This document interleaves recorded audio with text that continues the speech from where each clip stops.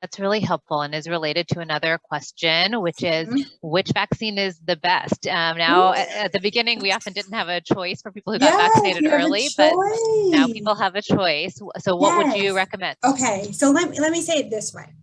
This is how I said it to people before. If you're going to tell me the only way I'm going to get vaccinated, right? Let's say when Johnson & Johnson was 1 dose and Moderna were the 2-dose vaccines. If you were going to tell me there's only one way I'm getting vaccinated, if it's one shot, I'm going to tell you that it's of a greater benefit for you to do the one shot, right, than to not get vaccinated. Now we know more. We know more. We have more data. We know that, especially because of the Delta variant and how our immune systems are built, Johnson & Johnson most likely should have been a 2-dose series to provide the strongest protection. Does the 1 dose provide protection? Yes, but it doesn't provide as good protection as Pfizer or Moderna, right? And so there's even some difference between Pfizer and Moderna, although there isn't one clear-cut opinion that one is better than the other. We can't say that definitively quite yet. We can say that the data is suggesting that Moderna has a broader effectiveness and may be more durable than Pfizer, but by a few percentage points, not as wide a difference as between Johnson & Johnson and the rest of the messenger RNA vaccines. So if you had Johnson & Johnson, I do recommend you go ahead and get a second shot. And I do recommend you get a shot with a messenger RNA vaccine. That's really helpful. And is that advice any different based on age? We've got a lot of young staff members, and some people are saying for the younger variation, do you recommend one? There's only one vaccine that's eligible right now across a wide age spectrum. That's Pfizer. And so Pfizer is eligible for 12 all the way as old as you get. That's the only one. Moderna has submitted data to the FDA, but that data just hasn't led to an authorization. So there's only one choice. I don't expect that to always be the case. It could very well be the case that Moderna and Pfizer will be made available to those who are younger. But right now, it's only Pfizer. And today, the FDA's advisory panel voted that the Pfizer version of the vaccine for those from the 5 to 11 age group should be authorized. Next, we're going to wait for the CDC to either confirm that decision or to make different recommendations, but it's still just Pfizer that has that eligibility. Moderna should be, I think we'll see those announcements, but the FDA just hasn't come up with a decision. Great. Focusing now on more like our staff members who are on the younger age, like 20s, maybe early 30s. Yes.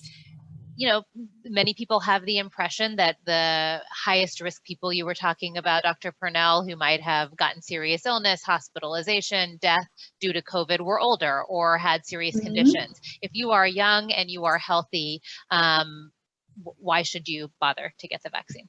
Very good. So I just put a second link in the chat box, and this link is from the CDC's website, and this link shows the risk of COVID-19 infection, hospitalization, and death by age group. I'm going to also put a link up that shows that difference in risk by race and ethnicity too, because I want you all to have it. But think about it this way. The 18 to 29-year-olds, and I'm reading this exactly, right? The 18 to 29-year-olds are what we call the reference group. They are the reference group because they have the largest number of cases, okay? If that is our reference group, 30 to 39-year-olds have 2 times the risk of hospitalization. 30 to 39-year-olds have 4 times the risk of death. It doesn't mean that 18 to 29-year-olds don't have a risk of death and don't have a risk of hospitalization. It means that just within a 10-year span, that risk can increase dramatically, okay? But why would you take that risk at all? If you had something that could protect you, why would you take that risk? And this is something I'm trying to help people understand, especially because what we know in the Black and Brown population, the risk is higher versus than for white Americans. And Black and Brown persons experience similar risk profiles of white Americans at least 10 years older than them. And remember, that risk is not because of genetics. That risk is because of life conditions that determine exposures. Let me explain that. If you live in a crowded or cramped dwelling, where if one person got infected, they're not able to isolate, or if one person got exposed, they're not able to quarantine, then those others in the household are more likely to be impacted. If you work in a job that is has intimate contact with other persons, or a job that you cannot work remotely, you have a higher risk of exposure. Black and brown persons work in service industries at a higher rate. So not only do they live in crowded, cramped dwellings at a higher rate, they also have a higher risk exposure because of where they work. The third risk of exposure is public transportation. If you take public transportation, you are oftentimes in a more intimate setting with various different persons in the public. That is a third layer of risk that you are exposed to. So even if you are young, because of the other risk factors associated with conditions of your life, you should get vaccinated. And another thing I want people to understand, there is no way to predict. I'm sorry, there just isn't. We can look at the data and we can say, oh, if a person has asthma, if a person has diabetes, they're more likely to have worse outcomes. But it doesn't explain why the healthy 17 or 18-year-old dies from COVID, and it's happened. It doesn't explain why the marathon runner gets long COVID. And that's the other thing. People are saying, well, I'm young, I'll get COVID, I'll get over it, my immune system is strong. What if you get long COVID like my sister? She could not breathe normally and had a racing heart rate for almost 11 months. She couldn't stand up to do her job. We have seen long COVID effects in children. Why would you want children to be exposed to the risk of long-term neurological effects because of COVID infection, even if they recovered from it? Think about it that way. I think that's especially helpful because as a school district, you know, we are around kids, whether we have them in our homes or not all of the time. And so I think that's really helpful. Yeah. My 10-year-old niece is eagerly awaiting to get vaccinated. One, she has an aunt who's a public health physician. And two, she's written a letter to the world. Kaya's written a letter to the world asking adults who are eligible to please get vaccinated to protect someone like her who doesn't have that choice yet. Hopefully coming soon. Talk to us, you mentioned that you got your booster 2 weeks ago. As educators, our staff members who got vaccinated in the spring are now becoming eligible for the booster. Do you recommend it? And yeah, I have some other questions about how many shots people can take, but I'll start with that one. Do you recommend the booster? Okay, great. So I've spent a fair amount of time talking about this in the public. Our first priority as a nation, and we always have to think through the collective lens when we're talking about equity and we're talking about a public health crisis. Our first priority as a nation should be getting unvaccinated people vaccinated. Every day and every time before I speak, I go to the CDC's website and I say, okay, where are we now?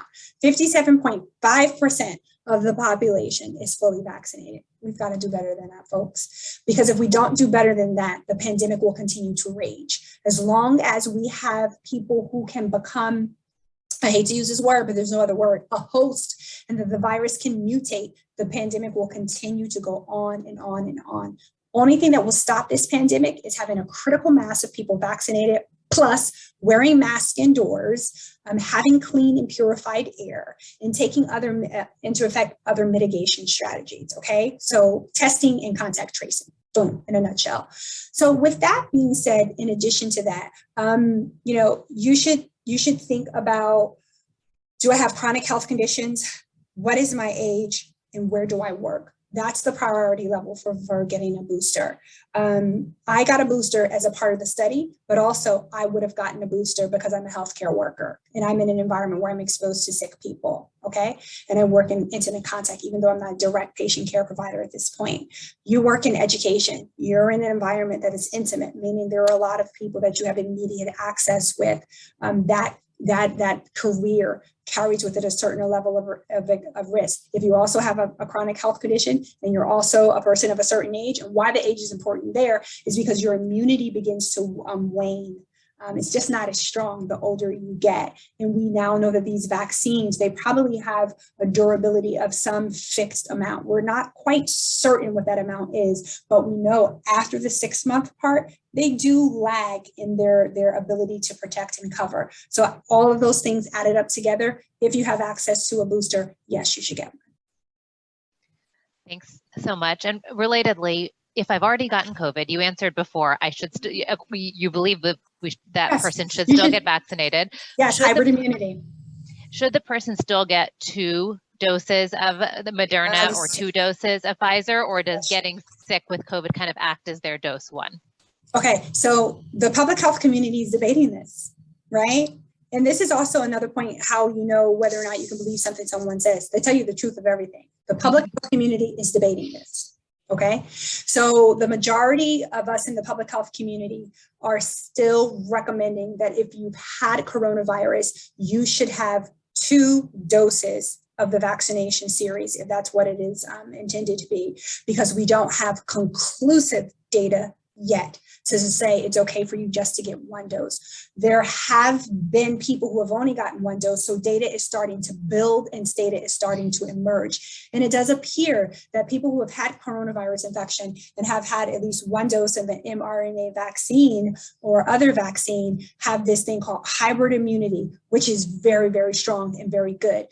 We still don't definitively know how long that lasts, and if there could be another variant that could become known to us that evades the immunity of those vaccines. So the best knowledge that we have right now, I would recommend for you to get both doses, but that could change. We